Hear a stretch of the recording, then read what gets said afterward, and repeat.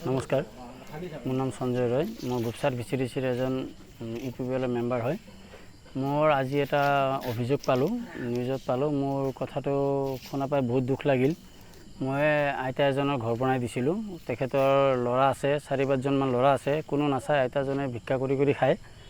তো আইতাজনে মোক ঘৰটো বনাই দিয়াৰ কাৰণে মোক বহুত ৰিকুৱেষ্ট কৰিলে।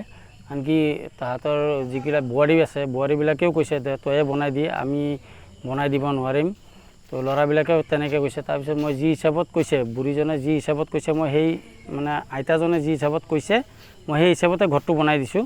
তাত কোনো ক্ৰুটি ৰাখা নাই। আৰু জোখ দিয়াৰ দিনাও সিহঁতৰ বোৱাৰীবিলাক আছে, ল'ৰাবিলাকো আছে। সিহঁতে যেনেকৈ জোখ দিছে সেই জোখমতে মই কামখিনি কৰিছোঁ। আৰু মই পইচা পাতি যি মোৰ হাতত দিছে সেইমতে মই লেবাৰক হেণ্ডঅভাৰ কৰিছোঁ বা মাল আনিছোঁ, চব গমেই পায়। ইয়াত মই যিখিনি পইচা আছিল সেইখিনি পইচা যিখিনি কাম হয় সেইখিনি সম্পূৰ্ণ কাম মই কৰি দিছোঁ। আৰু বাৰাণ্ডা এটা মই দিম বুলি ভাবিছিলোঁ ঘৰটোত, কিন্তু আইতাজনে ক'লে বাৰাণ্ডা নালাগে বাপা, মোৰ এইখিনিত এটা ঘৰ আছে, মই পাকঘৰটো আছে, এইটো মই নাভাঙোঁ, এইটোত মই ৰন্ধা বঢ়া কৰিব লাগে। তো মই বাৰাণ্ডাখিনি সেইকাৰণে মই বনাই দিব পৰা নাই। মই তথাপি বনাই দিম বুলি মই স্বীকাৰ কৰিছোঁ। এতিয়া তেখেতে মোক নিজে কৈছে এতিয়া নালাগে, কেইদিনমান যাওক, বাৰিষাটো যাওক, তাৰপিছত খৰালি মাহত মোক বনাই দিবি, এতিয়া মোক নালাগে, মোক যিখিনি কৰি দিছা সেইখিনিয়ে মোৰ ধন্যবাদ, যথেষ্ট ঘৰখিনি বনাই দিছা, মোৰ ইয়াতকৈ আৰু বেছি নালাগে। গভমেণ্টে পইচা দিয়ে, সেইমতে মই যদিও বনোৱা নাই, অলপমান কম আৰু সিহঁতে যেনেকৈ কৈছে সেনেকৈ বনাই দিছোঁ। অলপ শ্লাইড কম আছে, 2-1 ফুটমান কম আছে। কাৰণ যিখিনি পইচা গভমেণ্টে দিয়ে সেইখিনি পইচাৰে মানে ঘৰটো নহয়। কাৰণ আমাৰো যিবিলাক ঘৰ পাইছে চবৰে 10,000, 20,000, 50,000 এনেকৈ মানে হাতৰ পৰা পইচা যায়। সেইমতে চৰকাৰী ৰুলত বনালে পইচা হাতৰ পৰা যায়। তো এখেতে কৈছে, মই কৈছোঁ যে পইচা মইতো হাতৰ পৰা দিব নোৱাৰিম, যিখিনি পইচা আছে তোৰ সেইখিনি পইচা দিয়ে মই ঘৰটো বনাই দিম। কৈছে হৈছে এইখিনি পইচা যিখিনি হয় সেইখিনিয়ে মোক বনাই দিবি। সেইমতে মই বনাই দিছোঁ। সিহঁতৰ ঘৰৰ মানুহ আছিল। 1,30,000 টকাৰ হয়। হয়। আৰু মিস্ত্ৰী লগৰ যিবিলাক খৰচা পানী, খোৱা লোৱাৰ ব্যৱস্থা সম্পূৰ্ণ মই কৰিছোঁ। বাকী মানে আইতাজনৰ ওপৰত একো হেৰি কৰিব দিয়া নাই। যিমান খৰচা লাগে চব ময়ে কৰিছোঁ। মিস্ত্ৰী খোৱা লোৱা ধৰি মানে বিভিন্ন চাহ পানী, ভাত পানীৰ পৰা ধৰি আৰু যি এক্সট্ৰা খৰচা লাগে সম্পূৰ্ণ ময়ে কৰিছোঁ। মোৰ হাতৰ পইচা দি ময়ে কৰিছোঁ এইবিলাক। আজি মানে অভিযোগ মানে মোৰ বিপৰীতৰ মানুহ আছে। তেখেতৰ অলপ মই যিবিলাক কাম কৰি আছোঁ তেখেতৰ এইবিলাক হিংসা লাগিছে। হিংসা লাগি মোৰ ওপৰত এনেকুৱা এটা ফেক নিউজ এটা ওলালে। আজি মোৰ বিপৰীত পাৰ্টিৰ মানুহে এইটো কাম কৰিলে বুলি মই অনুভৱ কৰোঁ। আৰু ডাকানীয়ে হয়, মোৰ নিজৰ বৰডাকানী হয়। কিবা একেলগে মই পইচা উলিয়াইছোঁ। বৰডাকানী সেইদিনাখনে প্ৰথম পইচা উলিয়াইছে আৰু ময়ো প্ৰথম পইচা ওলাবৰ কাৰণে ঘৰৰ পইচা। বৰডাকানী কৈছে কি মোক ল'ৰাকেইটাই নাচায়, মোক ঘৰটো বাপায়ে বনাই দিবি, এই নতুন ল'ৰাকেইটাই মোক ঘৰকেইটা বনাই নেদে, নতুন পইচা এনে সিহঁতে খাই থৈ দিব, মোৰ ল'ৰাকেইটাই খাব সেনে বুলি কয়। বাপাই কৈছে হ'ব দে, আমৈ বুলি মাতে, ময়ে বনাই দিম দে।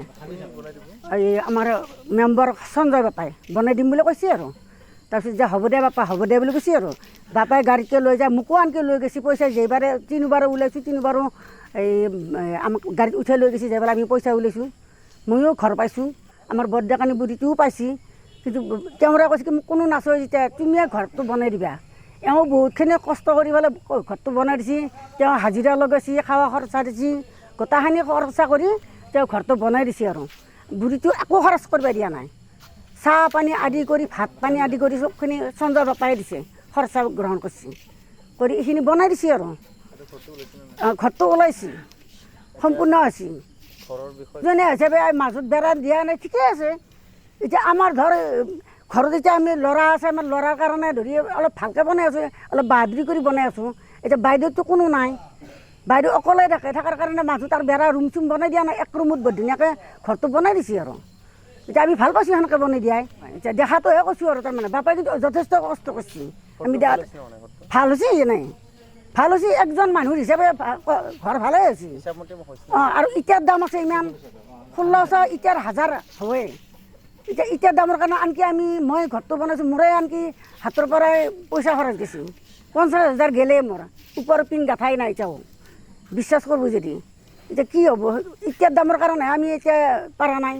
এতিয়া তেওঁতো একো হাতৰ পৰা পইচা খৰচ কৰা নাই বাইদেৱে, সঞ্জয় গোটেইখিনি কৰি দিছে। ক'লো এতিয়া বাইদেৱে যদি কিবা বেলেগকৈ ভাবছি, বেলেগকৈ কৈছে, এইটো বাইদেউৰ ভুল।